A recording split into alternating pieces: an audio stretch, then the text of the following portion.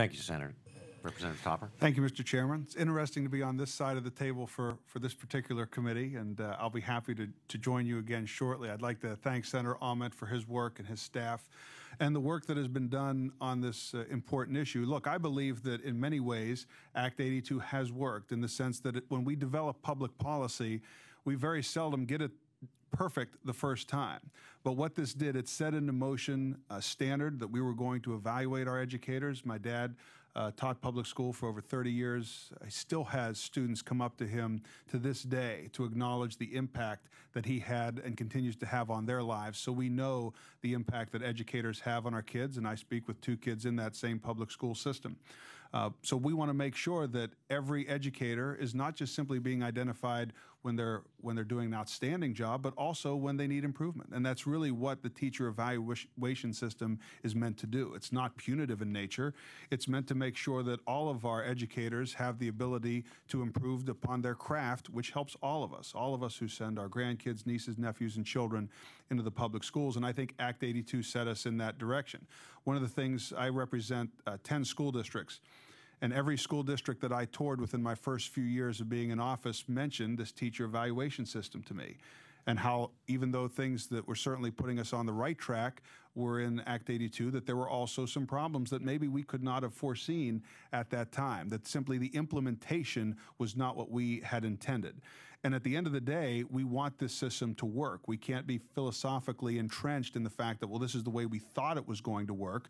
We have to adapt to the reality of how things actually are working. And that's where I give Senator Aument and his staff tremendous amount of credit as we've gone through with stakeholder meetings and negotiated this product and come up with what you have before you.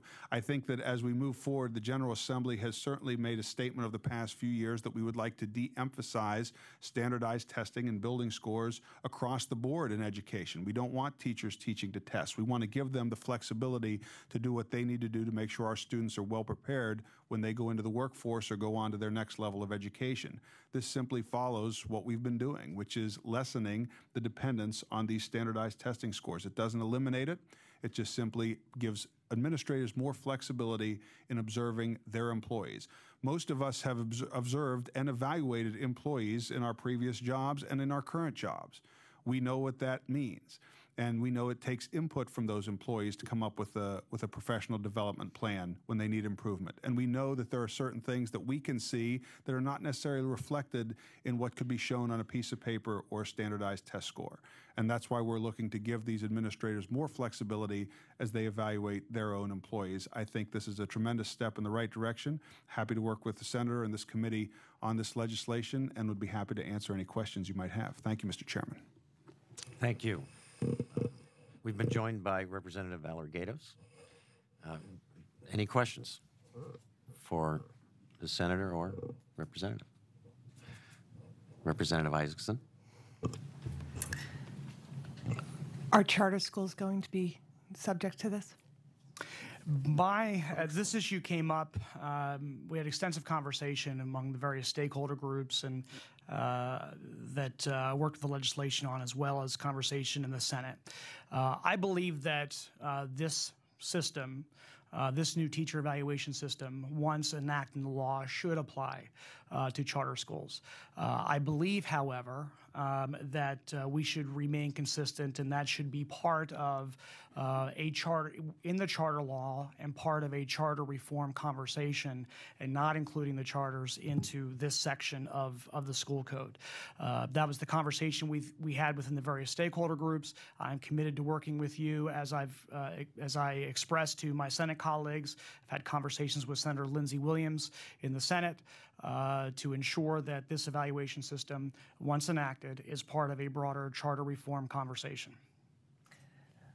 Considering that charter schools are public schools, then there is charters that and law that governs them. That we're talking about a law that's going to govern teacher evaluations, and whether teachers are at a charter school or whether they're at a traditional public school, they're all public teachers, and they should be handled appropriately and equally.